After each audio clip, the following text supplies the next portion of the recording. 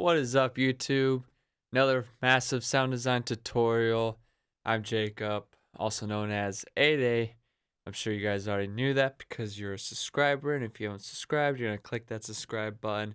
You're going to click that thumbs up because today we're making a simple sound, but it's very cool, and I really don't hear anyone or much people use a type of sound like this.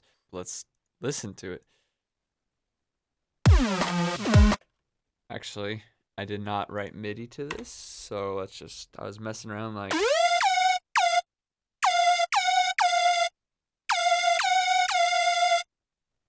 I really liked how those two notes played off each other, but I was like,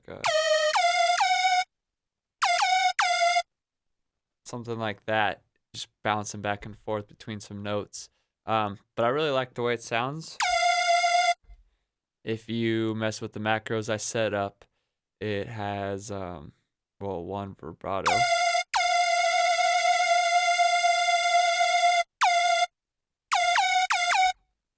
And then the decay is of the pitch, so that little chirp initial transient thing you hear, which is kind of cool when you play it on some low notes.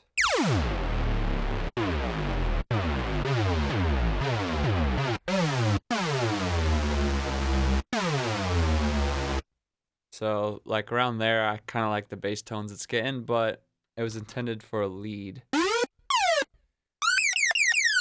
Oh, too high.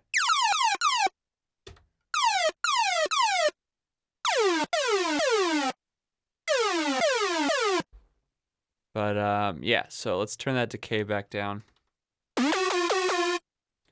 Sounds good right there. And so the ring mod is going to change the sound quite a bit.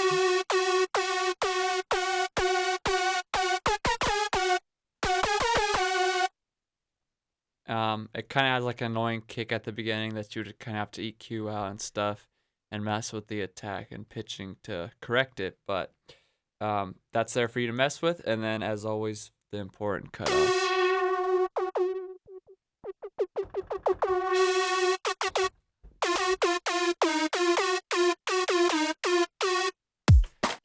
Alright, so let's break down this sound now. Pretty basic, like I was saying. We have a saw, we have a square. Oscillators are just 0, but then I put this envelope 1 on 2 octaves, and that's where we're getting that pitch. So the decay I have all the way off, or basically like so quick you can't hear it, so it's basically off. But then I slowed it down where you guys heard the full laser sound come out. And that's it. You want to make sure they both go to filter 1, and then in the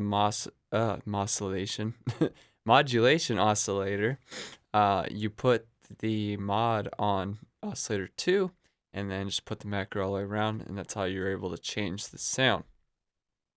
Cut off pretty basic, low resonance, and I just put it all the way up and all the way off, or all the way close, and then that way you guys could automate it to your writing and stuff. Let's go into the voicings. This is what creates the sound. So it's 8 unison, and let's just turn this off so you guys can see what I mean.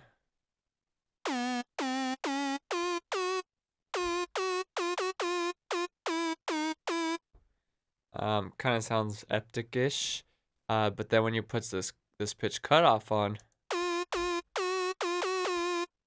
still nothing, because there's only 1 unison. Now you crank the unison up,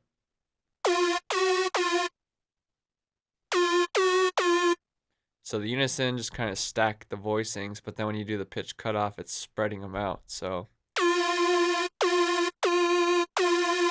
that's how you're able to get that like chorus type effect to the sound and really just fill it out.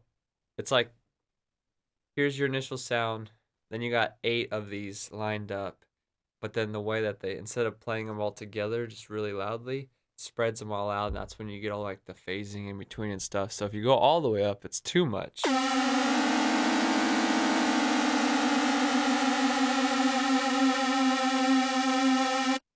You just kind of want it there just buzzing. You don't want it distracting and ruining the sound.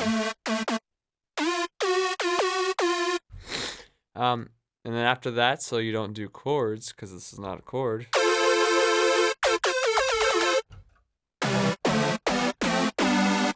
You could if you wanted to, but I had it where we just had the monophone.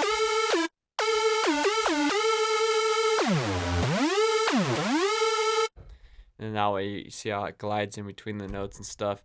You can mess with that. But that's the preset for this week. I just took some of the low end out. Oh, I didn't show you the effects. Just classic tube. I pulled down the dry wet down, just so there's a little bit of the wet on. And the drive just left it as is. And then I gave it some with the dimension expander. Pretty basic. And then I just pulled out some of the low end. Maybe a little boost to the high ends.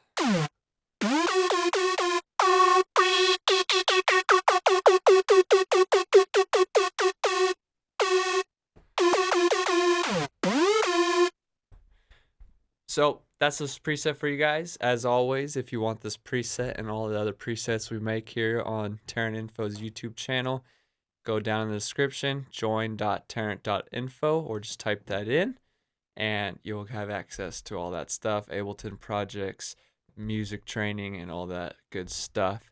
So I'll see you guys on the inside. Thanks for watching. Peace.